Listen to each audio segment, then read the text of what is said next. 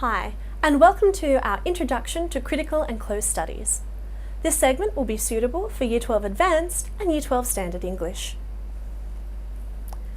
So, the Board of Studies considers these to be separate modules. You might be asking yourself, what's the difference? Well, the reality is, not very much. Close Study is the name of the Standard module, and Critical Study is the name of the Advanced module.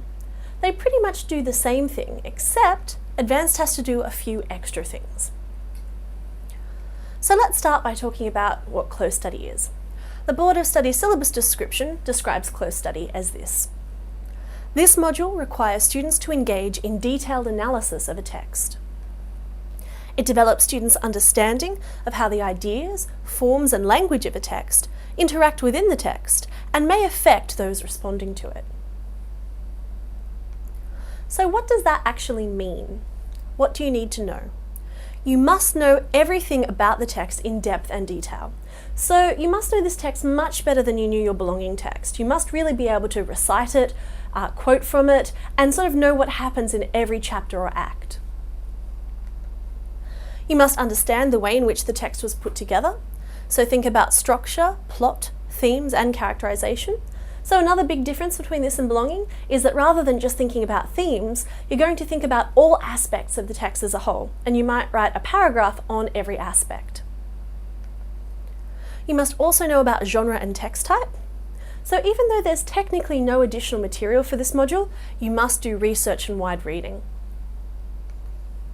You must also know the life story and the context of the writer.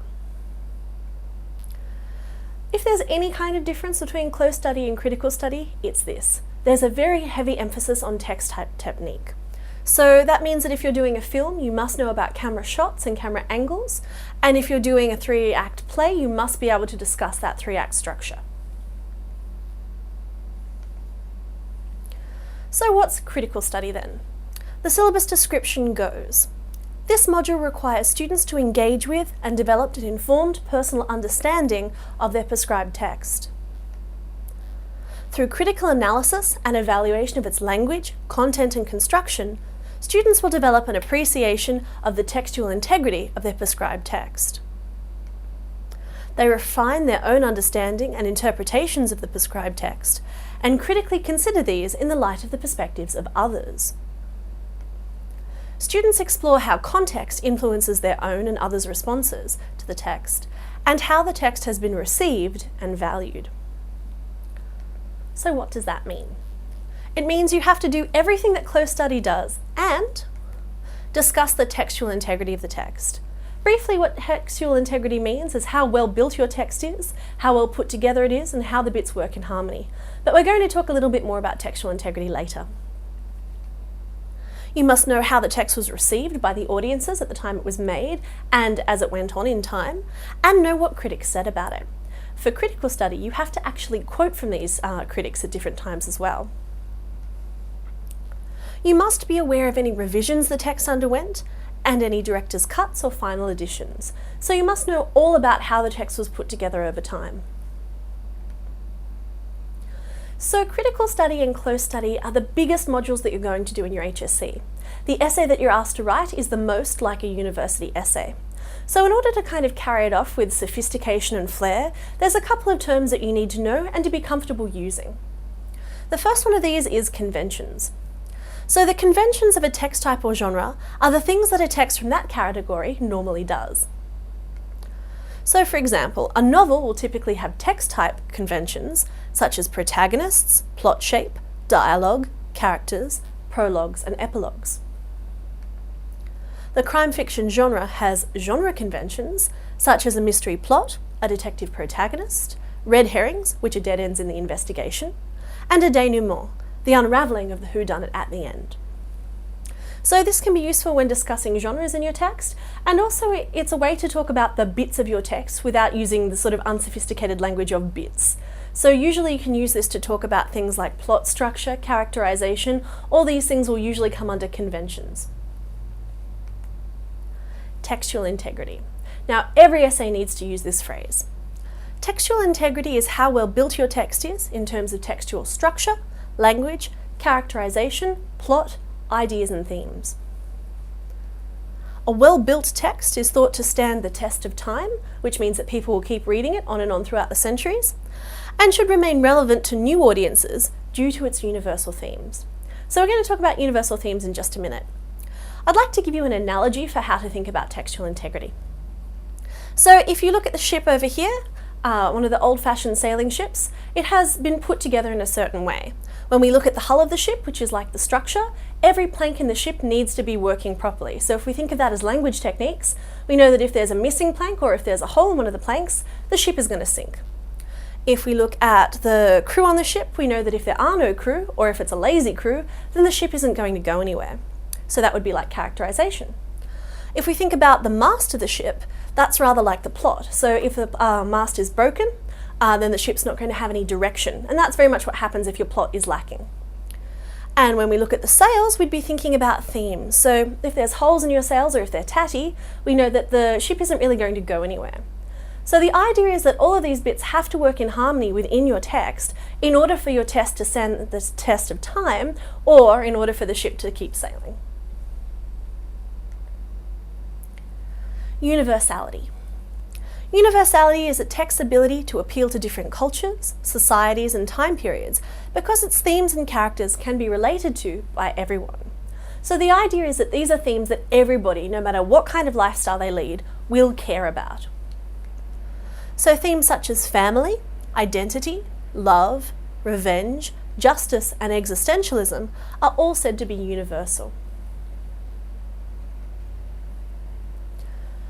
When we think about reading frames, it's more about a type of analysis than a technique you're going to use, but it can be a really useful way to find something new and interesting to say about your texts. So a reading frame is a kind of analysis where you ignore the obvious or the traditional aspects of a text and look only for the representation of one way of thinking. For a long time, all texts were only considered to be by middle class or high class, capitalist, white, European, heterosexual male ideas and perspectives. So these were the people who wrote the texts, and these were the people who pretty much read the texts.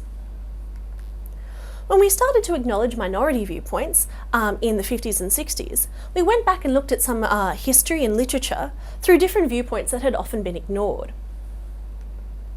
So examples of frames like this include the feminist frame, which would consider different genders and gender equality, the Freudian frame, which thinks about subconscious motivations and psychology, the post-colonial frame, which thinks about colonization and Western imperialism, and the Marxist frame, which thinks about the working class or the poor in a text. So we're going to have an entire lesson on these later, so you don't need to worry about them too much now, but just keep in mind that there is more than one way to interpret a text. Productions and appropriations. A production is when you redo a pre-existing text to view it in a new way. An appropriation is when you base the text that you're making loosely on the idea of the original text. So you might not conserve the language that you used in the original text, but you might sort of basically keep the plot. So the way we might distinguish this is that a production might be, say, the BBC David Tennant version of Hamlet, whereas an appropriation of Hamlet might be The Lion King, which has very much the same plot, but obviously not a lot of the same language. So when you're talking about productions and appropriations, it's a term you're especially going to use for Hamlet, Cosy, Cloud Street, or other texts which are performed or that might be altered in their performance. So when you study Hamlet, you're not just studying the text, the book that they give you, you also have to look at all the productions and appropriations that you can get your hands on. And it's exactly the same for Cosy and Cloud Street. So there's kind of the idea that if you're studying these texts under critical and close studies, they might be a classic. That leads you to wonder, what does make a text a classic, and how can you tell if your text really does measure up? A text may be considered a classic for a number of reasons. So it might be the first of its genre or text type, like Bram Stoker's Dracula. It might be the best of its genre. It might have creatively broken the rules of its genre or text type. So it might be a detective story but have a female instead of a male detective. It might teach us much about life in the text context. So if we're thinking about Charles Dickens, his texts will tell us a lot about the Victorian era, especially in the slums. It might just be a timeless work with universal themes that will always apply to humanity. To become a classic, the text must usually stand the test of time. So usually that means around 50 years, but of course there's no exact measurement. A classic and a bestseller are not necessarily the same thing either. So a book which is termed literature for this decade might be forgotten altogether the next decade. So for instance, Memoirs of a Geisha is a very popular book, but you couldn't call it a classic yet. You would have to wait the 50 years and see if we're still talking about it in that amount of time.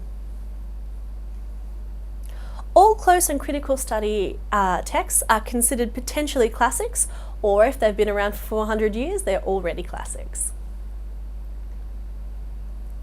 So how do you begin studying for critical and close study? The first thing to do is to read or view your text as soon as possible. Make sure that you have a personal copy, even if it's a film or a play, so that you can take notes in it and you can read it and reread it several times. You're going to look for critics or essays which discuss your text online. So advanced may have to quote these critics, but standard need to read them too. It's also important to look at other texts in this genre and to kind of know what's expected generally by this text type or genre. So even though again there's no additional material, it's important for you to do this wide reading.